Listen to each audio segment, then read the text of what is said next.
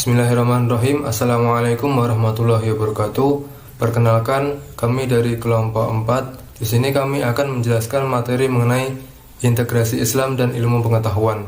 Kami terdiri dari 7 anggota, yakni Denny Unari, Intan Sukasirat Naningsih, Ismail Zainal Abidin, Muhammad Faisal, Isnairana Sausanuri, Muhammad Khalil Setiawan, dan Zalfa Ikrimah. Adapun materi yang akan dibahas pada video ini, yang pertama, sejarah dan penerapan teori ilmu sains dan agama. Yang kedua, integrasi Islam dalam agama dan sains. Yang ketiga, pentingnya integrasi Islam dan sains. Yang keempat, langkah-langkah pengintegrasian Islam dan sains dalam pembelajaran. Yang kelima, pembelajaran integrasi PAI dan sains. Yang keenam, manfaat mempelajari sains dalam Islam dan mempelajari Islam dalam sains, serta pemanfaatan secara universal.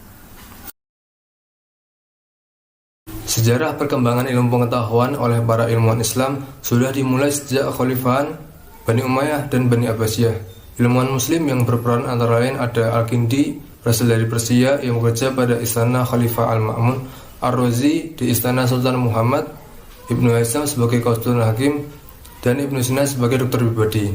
Ilmuwan tersebut mendapatkan kehormatan dan perlindungan, akan tetapi ada pula yang menentang karena dianggap menyeleweng dari ajaran agama.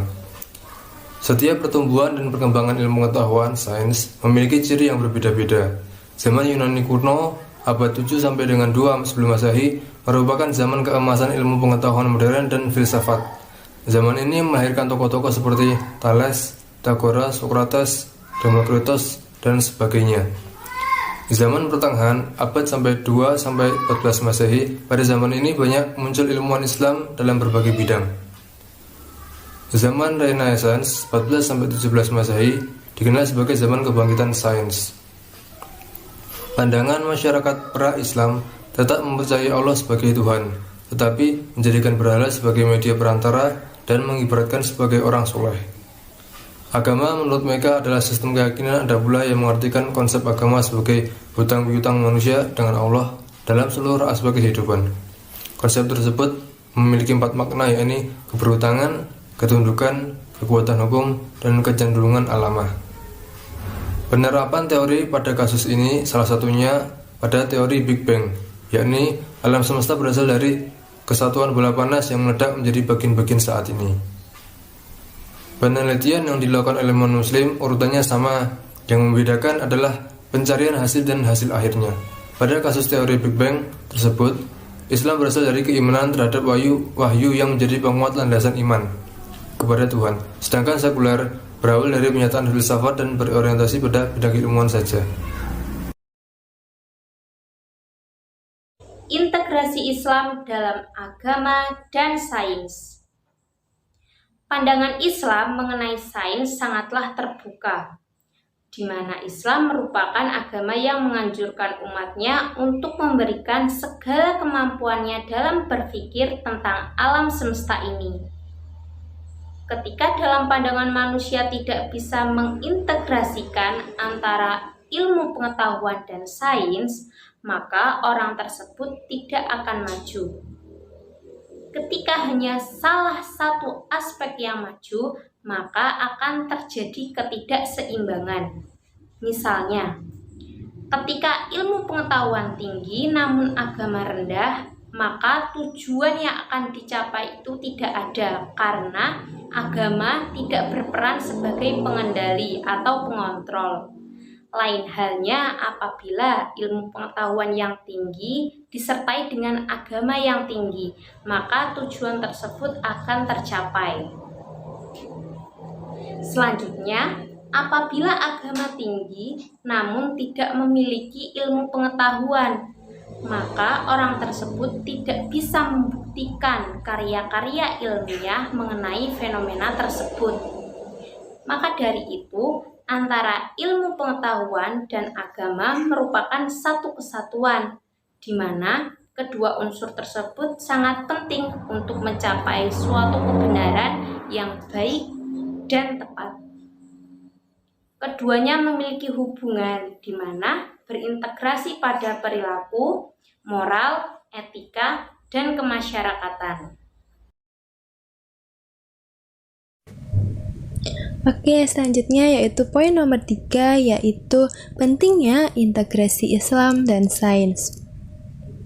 Dikotomi ilmu agama dan sains bukan hal baru dalam Islam. Hal-hal tersebut telah dikenal dalam karya-karya yang ditulis oleh Al-Ghazali dan Ibnu Khaldun. Dikotomi sains modern barat sering menganggap rendah status keilmuan ilmu-ilmu keagamaan karena menurut pandangan sains modern barat bahwa sebuah ilmu dikatakan ilmiah apabila objeknya bersifat empiris. Namun, ilmu agama tidak bisa karena di dalam ilmu agama tentu dapat membahas tentang hal-hal gaib seperti Tuhan, malaikat, dan lain sebagainya. Ada beberapa problem dan dari dikotomi tersebut. Yang pertama, dikotomi yang sangat ketat dalam sistem pendidikannya. Yang kedua, kesenjangan sumber ilmu antara ilmu agama dan ilmu umum. Yang ketiga, pembatasan objek-objek ilmu. Dari problem tersebut ada poin positif yang muncul dari problem-problem di atas. Yang pertama, penelitian tentang alam semesta dapat mendorong kita untuk mengenal Tuhan atau Allah dan dapat menambah keyakinan kita sebagai umat muslim akan kehadiran Allah tersebut. Yang kedua, ilmu pengetahuan dapat diketahui bukan hanya dalam alam fisik, tetapi metafisik. Metafisik itu seperti apa? Metafisik yaitu seperti adanya Tuhan, malaikat, alam kubur, dan alam akhirat, tanpa mengkesampingkan bidang-bidang yang menjadi perhatian ilmuwan-ilmuwan barat, yaitu ilmu alam. Integrasi Islam dan sains harus diupayakan dengan sungguh-sungguh. Ada beberapa pertimbangan, di antara lain yaitu umat Islam sendiri butuh suatu sistem sains untuk memenuhi kebutuhan material dan spiritual mereka.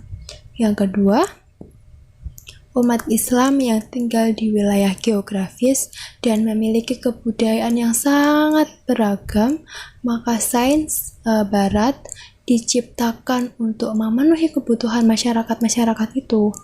Yang ketiga, peradaban sains berkembang sesuai dengan nilai dan kebutuhan-kebutuhan umat muslim. Jadi sangat sesuai dengan kehidupan kita ya teman-teman.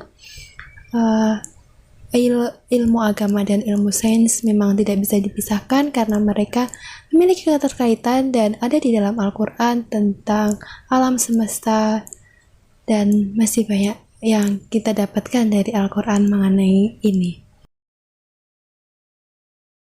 Langkah-langkah pengintegrasian Islam dan sains dalam pembelajaran. Langkah-langkah ini merupakan usaha yang dilakukan untuk mengintegrasikan Islam dan sains dalam bidang pendidikan, khususnya pada pendidikan agama Islam. Langkah yang pertama adalah dengan menggunakan Al-Quran sebagai sumber dan landasan dasar untuk pencapaian umum yang dihasilkan dari hasil observasi, eksperimen, penalaran yang logis, yang nantinya akan digunakan sebagai sumber pendukung untuk menambah keyakinan kita terhadap Allah Subhanahu wa Ta'ala. Kemudian yang kedua adalah dengan memperluas kajian Islam dan menghindari ajaran yang bersifat dikotomis. Ajaran Islam merupakan ajaran yang bersifat universal dan meyakini bahwa semua ilmu itu penting untuk kehidupan. Yang ketiga adalah dengan menumbuhkan pribadi yang berkarakter ulil albab dan mampu menggunakan akal dan pikirannya untuk fenomena-fenomena alam yang terjadi dan yakin bahwa semua itu merupakan bentuk dari kekuasaan dan keesaan Allah. Kemudian yang keempat adalah dengan menelusuri ayat-ayat Al-Quran yang mengungkapkan atau berisi tentang ajaran-ajaran sains. Ini merupakan langkah vital yang nantinya akan kita gunakan untuk sumber dari pengetahuan sains yang berkembang pesat saat ini. Yang kelima atau yang terakhir adalah dengan mengembangkan kurikulum di lembaga pendidikan yang berlandaskan moral, akhlak, dan spiritual untuk mewujudkan insan yang berakhlak, bermoral dan berspiritual yang baik dan memiliki kematangan serta profesionalisme untuk mencapai tujuan pendidikan terutama pada pendidikan agama Islam. Nah, di sini saya akan menjelaskan tentang pembelajaran integrasi pendidikan agama Islam dan sains. Sebelum kita mengenal lebih jauh tentang pembelajaran integrasi pendidikan agama Islam dan sains, kita mengenal terlebih dahulu apa arti pembelajaran. Pembelajaran adalah sebuah usaha yang mempengaruhi emosi, intelektual, dan spiritual seseorang agar belajar dengan kehendaknya sendiri. Sehingga dengan melalui proses pembelajaran ini terjadi pengembangan moral keagamaan, aktivitas, dan kreativitas peserta didik melalui berbagai interaksi dan pengalaman belajar. Nah, kemudian selanjutnya kita akan mengenal apa arti integrasi. Integrasi adalah suatu hubungan antara Al-Quran dan sains, di mana keduanya sangat erat kaitannya dalam sebuah penelitian. Sebagaimana firman Allah dalam Al-Quran pada surat At-Tur ayat 6 yang artinya, dan demi laut yang di dalamnya tanahnya ada api. Nah, di sini sainslah yang akan berperan penting untuk mempelajarinya. Menurut Abdurrahman As-Segaf, dalam sebuah papernya merinci integrasi suatu keilmuan alam itu menjadi 5 aspek. Yang pertama, integrasi tingkat filosofi, di mana tingkat filosofi ini nanti dalam integrasi Islam dan sains, pembelajarannya dimaksudkan bahwa setiap kajian memiliki ilmu dan nilai-nilai fundamental yang berkaitan dengan disiplin keilmuan dan erat kaitannya dengan ilmu humanistik. Dan yang kedua adalah integrasi tingkat metode dan pendekatan riset. Metode yang dimaksud dalam integrasi ini yaitu metode yang digunakan dalam mengembangkan ilmu yang dibutuhkan dengan menggunakan sebuah pendekatan. Dan yang ketiga adalah integrasi tingkat materi, di mana tingkat materi ini merupakan sebuah proses yang mengintegrasikan nilai-nilai kebenaran secara universal, umumnya dengan nilai kajian keislaman khususnya. Dan yang keempat adalah integrasi tingkat strategi, di mana menunjukkan pada bahan yang disediakan nanti akan disampaikan dalam sebuah proses pembelajaran, dan tingkat strateginya merupakan sebuah tahapan pelaksanaan pembelajaran. Dan yang kelima adalah integrasi tingkat evaluasi, di mana dilakukannya evaluasi ini untuk mengetahui berapa besar keberhasilan dan kegagalan, kemudian ada keunggulan dan kelemahan, serta bagaimana hal-hal yang perlu diremedial. Karena tanpa sebuah evaluasi kita tidak bisa mengetahui sejauh mana siswa tadi mengerti akan pembelajaran yang telah disampaikan. Nah, pada akhirnya tingkat integrasi ini harus dilakukan secara simultan dan sinergis agar tiap tingkatan mengalami keterpaduan. Dan juga integrasi keilmuan harus dilandasi dengan dasar-dasar yang akurat dan dapat dipercaya, sehingga dalam memahami dan menyampaikannya tidak ada kejanggalan yang dapat merusak keilmuan itu sendiri. Manfaat mempelajari ilmu sains dalam Islam, yaitu yang pertama, sains merupakan ilmu pengetahuan yang dapat menjelaskan sebuah gejala atau fenomena alam sehingga berguna bagi kehidupan manusia. Yang kedua, sains yang relevan dengan ajaran Islam harus dapat menjadi media untuk mengingat Allah dan memajukan peradaban masyarakat Islam. Yang ketiga, menelusuri ayat-ayat Al-Quran yang menjelaskan tentang fenomena alam dan keutamaan ilmu pengetahuan. Oleh karena itulah, banyak ilmuwan yang dalam mempelajari ilmu sains mencari referensi dari Al-Quran.